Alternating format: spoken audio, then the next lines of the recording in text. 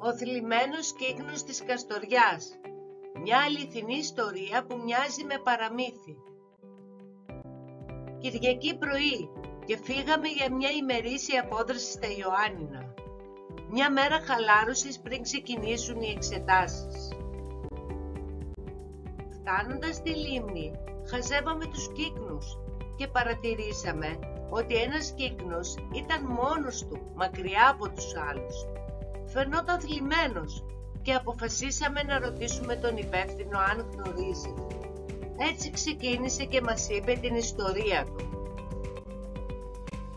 Ο αρσενικός κύκνος γνώρισε το τέρι του στη λίμνη των Κύκνων, όπως λέγεται η λίμνη της Καστοριάς. Έφτιαξαν τη δική τους φωλιά, μακριά από τους άλλους κύκνους. Και μαζί, τις ηλιόλουστες μέρες, κολυμπούσαν μέχρι την παραλία της Καστοριάς. Ήταν πολύ φιλικοί με τους ντόπιους και τους επισκέπτες και περπατούσαν στο γρασίδι να βρουν φαγητό. Το θέαμα ήταν υπέροχο. Το ζευγάρι έγινε γνωστό στην Καστοριά. Ο ένας κύκνος δεν άφηνε από τα μάτια του τον άλλον. Έκαναν τα πάντα μαζί. Έτσι ζούσαν αγαπημένοι αρκετούς μήνες και όλοι μιλούσαν για την πουπουλένια αγάπη των δύο κύκνων της Καστοριάς.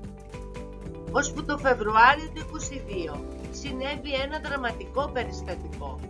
Καθώς βρίσκοντας στη στεριά, μια γέλια δέσπο των ζώων επιτέθηκε στους κύκνους και κατάφεραν να δαγκώσουν το θηλυκό. Έτρεξαν οι περίοικοι να το γλιτώσουν από τα σκυλιά και το μεταφέραμε βαριά τραυματισμένο στο ιατρείο που βρίσκεται, μάτεψε πού, στην οδό Κύκνων. Ο αρσενικός κύκνος μας ακολούθησε με μεγάλη ανησυχία. Όσο εμείς προσφέραμε τις πρώτες βοήθειες στο θηλυκό, το τέρι του δεν έφυγε στιγμή απ' έξω από την πόρτα. Τον βάλαμε τελικά μέσα και είδαμε το απίστευτο. Να ταΐζει το τέρι του μέσα από μια λεκάνη. Τελικά το θηλυκό υπέκυψε και ο κύκνος το χάιδευε σαν να του λέγε «Σήκω». Τον μεταφέραμε στην άλλη άκρη της λίμνης για να θάψουμε το θηλυκό και μέχρι να γυρίσουμε αυτός ήταν έξω από την πόρτα. Με το ζόρι καταφέραμε να πάρουμε το θηλυκό. Ο κύκνος όμως για μέρες δεν έφευγε έξω από το ιατρείο περιμένοντας το τέρι του. Ήταν πολύ μελαγχολικός και πάντα μόνος του. Είχε σταματήσει και να τρώει. Στο τέλος θα πέθαινε από την πείνα. Ό,τι προσπάθειες και να κάναμε για να τον βοηθήσουμε δεν είχαν ανταπόκριση. Μία τελευταία έμενε για να σωθεί.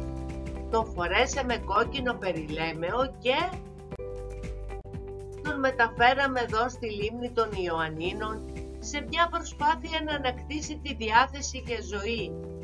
Δεν έγινε δεκτός από τους άλλους κύκνους της λίμνης. Έτσι κολυμπάει μόνος του. Ένας λυπημένος μοναχικός κύκνος. Τον παρακολουθούμε πάντα με την ελπίδα να βρει κάποια στιγμή ένα άλλο τέρι και να ανακάμψει. Οι κύκνοι ζευγαρώνουν μόνο μια φορά και με τον σύντροφό τους πορεύονται μια ζωή. Αυτή ήταν η ιστορία του θλιμμένου κύκνου της Καστοριάς. Χαιρετήσαμε το θλιμμένο κύκνο με μια υπόσχεση ότι θα το ξαναεπισκεφτούμε σύντομα.